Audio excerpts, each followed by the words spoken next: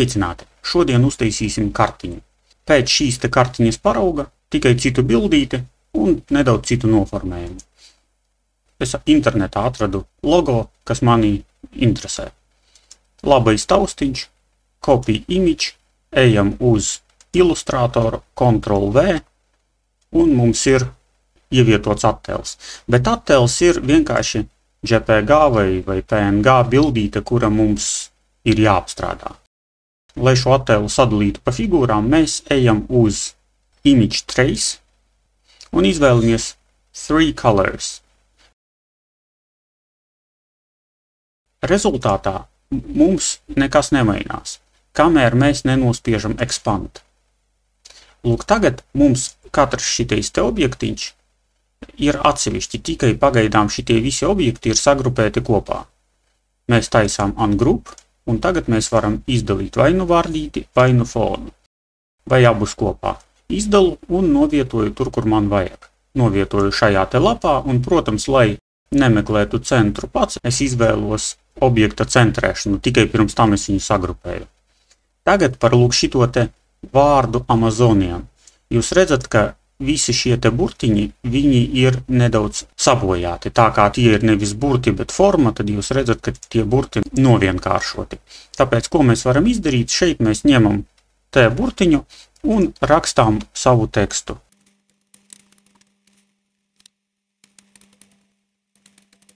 Tas ir, palielinām mūsu vārdus tik daudz, cik mēs gribam. Piemēram, augšējais vārds būs tik liels, un apakšējo uztaisīsim tomēr nedaudz mazāku. Un tagad mums vajadzētu, redz, kā šeit abi divi vārdi vienāda garuma. Tad es izdalu augšējo vārdu un Properties sadaļā mainu tā platumu. Tātad spiežot uz augšu, viņš mums pagarinās uz priekšu. Tātad palielinās attālumi starp burtiem. Krāsa.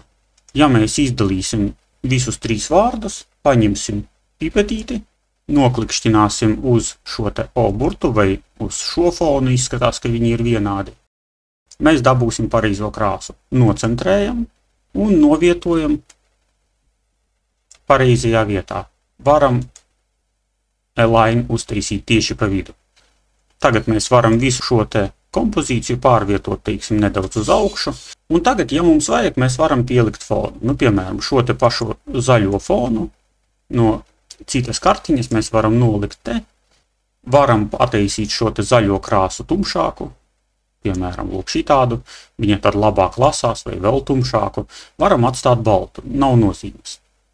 Kontūras krāsa man šķiet, ka sarkanai nav jābūt. Jā, tāpēc es viņu noņemu vispār. Šī kartiņa ir gatava. Visu lieko mēs vienkārši dzēšam nost. Tagad paņemam šīs te līnijas. Tātad līnijas mēs vienkārši varam pārnest no šejienes, varam uzzīmēt par jaunu. Tātad Line Segment Tool. Mēs varam novilkt šādu te līniju, turot nospiestu Shift. Lūk, viņa mums ir. Krāsu pareizo dabūt, tātad mēs ejam uz Stroke. Viņa mums izskatās, ka jau ir pelēka. Jā, tad mēs viņu varam novietot uz šīs līnijas un smuki pārvietot uz augšu. Un viņa apstāsies tajā pašā vietā. Vai arī centrējam viņu pa šī te artboarda horizontālo asi.